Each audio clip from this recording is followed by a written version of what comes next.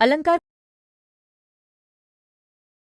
अलंकार का शाब्दिक अर्थ आभूषण होता है। जिस प्रकार स्त्रियां अपने आप को आभूषणों से सजाती हैं, उसी प्रकार कवि या लेखक भाषा को शब्दों से सजाते अर्थात अलंकृत करते हैं। अलंकार के प्रयोग से भाषा प्रभावशाली एवं आकर्षक बन जाती है। अलंकार काव्य को सजाते हैं। साहित्य में कहीं शब्दों के प्रयोग से उसके सौंदर्य में वृद्धि होती है, तो कहीं अर्थ में चमत्कार उत्पन्न करके काव्य के सौंदर्य को बढ़ाया जाता है। इसी आधार पर अलंकार दो प्रकार के होते हैं, शब्दालंकार, अर्थालंकार। शब्दालंकार जहाँ शब्दों में चमत्कार उत्पन्न करके काव्य को सजाया जाता है, वहाँ शब्दालंकार होता है। उदाहरण के लिए, तरनी तनुजा तट तमाल तरुवर बहुछाय। उपरोक्त काव्य पंक्ति में त वर्ण के बार बार प्रयोग से चमत्कार उत्पन्न किया गया है, अतः इस पंक्ति में शब्दालंकार है। प्रमुख शब्दालंकार निम्नलिखित है। अनुप्रास अलंकार, जहाँ काव्य रचना में वर्णों की अनेक बार आवृत्ति के कारण चमत्कार उत्पन्न हुआ हो,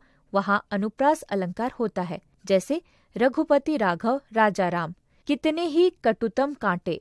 यमक अलंकार, जब किसी काव्य पंक्ति में शब्दों की आवृत्ति बार बार हुई हो और हर बार भिन्न अर्थ प्रकट हो, वहाँ यमक अलंकार होता है। जैसे हरि को ढूंढन हरि चले, हरि बैठे हरि पास, हरि से सब हरि मिल गए, तब हरि भय उदास। उपरोक्त उदाहरण में हरि शब्द बार बार आया है, इसका अर्थ भिन्न भिन्न है, अतः यहाँ यमक अलंकार है। श्लेष अलंकार, जहाँ एक शब्द केवल एक ही बार प्रयोग हो परंतु उसके अर्थ एक से अधिक हो, वहाँ श्लेष अलंकार होता है। जैसे मगन को देखी पट देत बार बार है।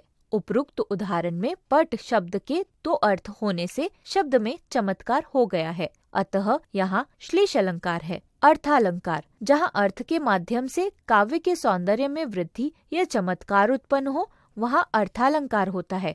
प्रमुख अर्थालंकार निम्नलिखित है। उपमा अलंकार, जहाँ काव्य पंक्तियों में किसी वस्तु की किसी अन्य प्रसिद्ध वस्तु से समानता दिखाई जाए, तो वहाँ उपमा अलंकार होता है। उपमा का अर्थ ही समानता दिखाना होता है। जैसे काजल की रेखा सी कतार है खजूर की, निर्मल तेरा नीर अमृत के सम उत्तम है। उपरोक्त पंक्तियों में खजूर की कतार को काजल की रेखा के समान, जल को अमृत के समान उत्तम और मुख को चंद्रमा के समान सुंदर बताया गया है, अतः यहाँ उपमा अलंकार है। रूपक अलंकार, जहाँ दो वस्तुओं की बहुत अधिक समानता के कारण एक वस्तु को दूसरी वस्तु का ही रूप दे दिया जाता है, वहाँ रूपक अलंकार होता है। जैसे चरण कमल बंदो हरिराई, इस काव्य पंक्ति में चरणों को कमल बना दिया गया है, अतः यहाँ रूपक अलंकार है।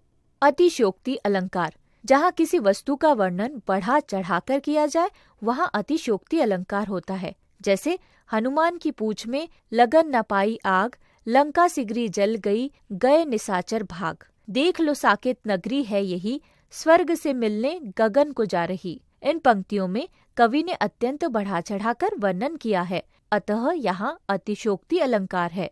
हमने सीखा।